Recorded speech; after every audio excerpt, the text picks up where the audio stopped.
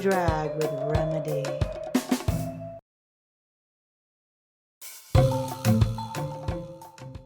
Ballyhoo, ballyhoo, and welcome. The Passion Project continues.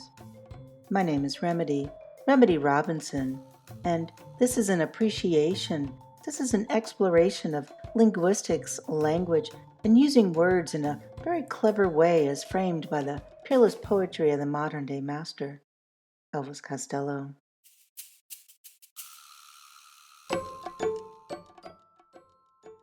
Today's slow drag is with The Loved Ones from Imperial Bedroom, released in 1982.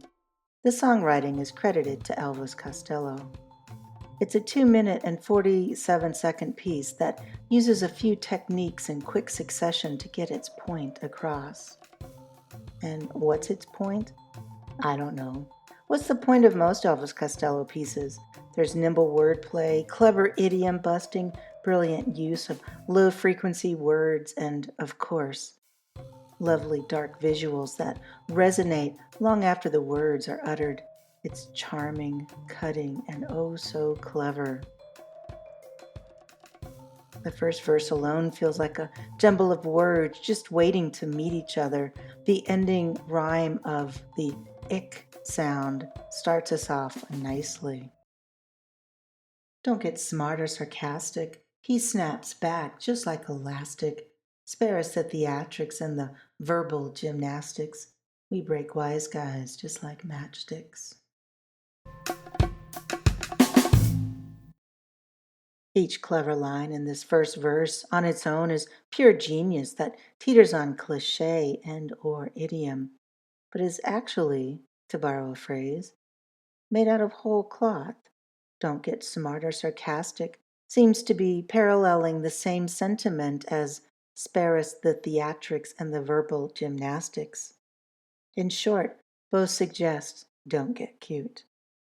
But there's no reason for brevity, not when the rhymes flow so nicely. Sarcastic, elastic, gymnastics, matchsticks. And as Pete Thomas recently said at the Grammys, they played the songs too fast.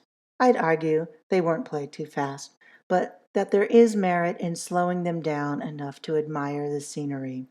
And that's what these slow drags aim to accomplish. The remarkable words that Elvis Costello writes are peerless in their lush arrangement and skillful execution. The execution of the following chorus is a prime example of this embedded brilliance, like a blindfolded juggler, making it look oh so easy. What would the loved one say? Your pride and joy is all blown up. What would the loved one say? The bride and boy are barely grown up. Regardless that the question is clearly rhetorical, these staggered background lines embed themselves into the asked and answered matrix of what would the loved one say very well. It's an admonishment that requires no comeback, and yet we have a distinct and garbled your pride and joy is all blown up, as well as the delightful the bride and boy are barely grown up. And it just keeps getting better and more bitter. You're not my particular poison. I've got nothing against you myself. You could have been a danger to the boys and girls. Now you're a danger to yourself. The politeness that runs through these acerbic lines are electric and numbing in equal measure. It's okay to prefer gin over vodka, say, but does it have to come with a twist of arbitrary reasoning?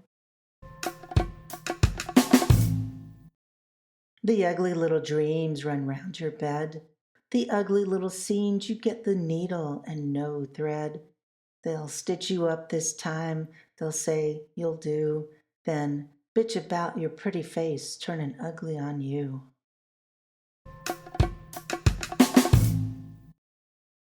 As vivid and as clever as it is, you get the needle and no thread. appears to be one of those whole cloth inventions that feels age old and wise, but I'm unable to track down any historical use of this term that then goes on to dovetail into an actual idiom of to stitch up, meaning to trick or to frame someone, or to simply repair something. This gives us both a literal and a figurative glimpse into this world where ugly little dreams run round your bed. Then, with the line, they say you'll do, we're back to the shabby doll impression of a torn off eye getting reapplied.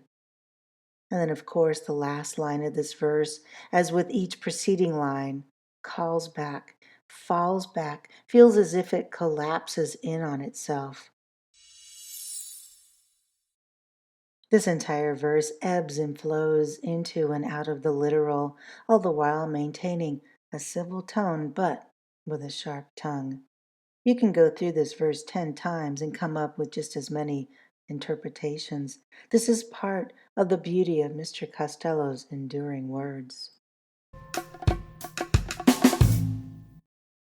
The butcher, baker, and the bassline maker, saying, you can leave her, I can take her. You spend your whole life like a minute or two later.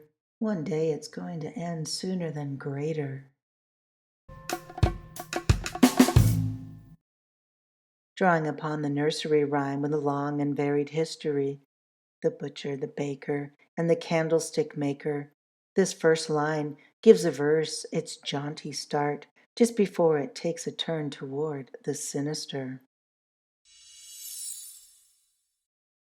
Rub-a-dub-dub, three fools in a tub, and who do you think they be? The butcher, the baker, the candlestick maker. Turn them out, knaves all three. The juxtaposition of living a life like it's a minute or two later, living out of sync, only to find it'll end sooner than greater, busts apart another familiar expression as it goes on to live in a world of its own. It's such a small detail that disrupts the status quo just enough to make itself memorable. So, why a baseline maker then? I haven't a clue, but I love the illusion of it all.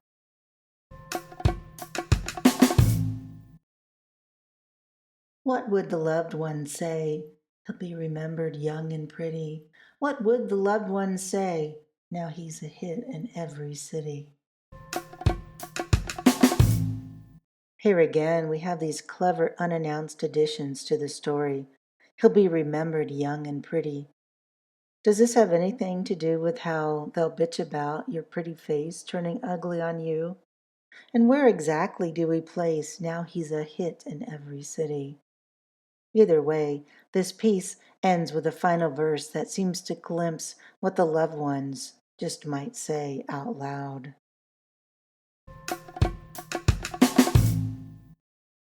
Now there's a name we'll never forget. There's one born every minute or two.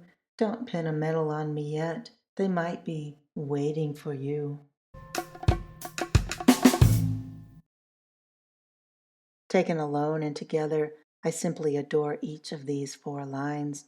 One born every minute is an idiom about fools.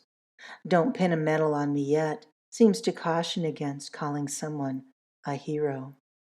I get it, and what a clever way to present it. But then it's followed by, they might be waiting for you.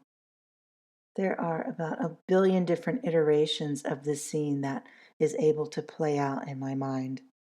As with the entire piece, it seems to fall back onto itself. It changes its meaning. It makes no sense, but then makes all the sense in the world. Maybe that's why the loved ones gets under your skin in such a wonderfully infuriating way.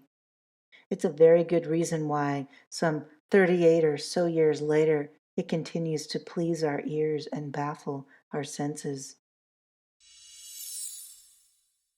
The four embedded lines between the chorus of "What would the loved one say?"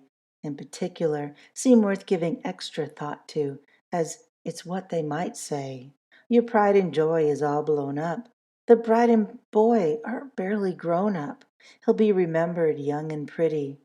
Now he's a hit in every city. Dig it. Again, this has been a slow drag with The Loved Ones from 1982's Imperial Bedroom. It's a piece that is littered with slanted wordplay, idioms that aren't actually idioms, and subtle shifts in familiar expressions that stand out and make you notice.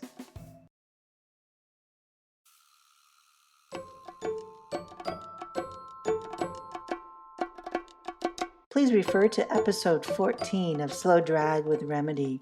Silly beggars can't be choosers. For a slow drag with Pidgin English, another stellar piece from Imperial Bedroom. You can follow us on Twitter at Slow Drag Remedy, and please visit our companion blog for transcripts and helpful resources for each episode.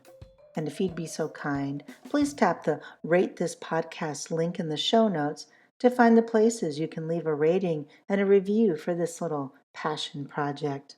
Please share Slow Drag with Remedy with your friends and other writers, poets, and language lovers. Thank you for helping spread the word. It means the world.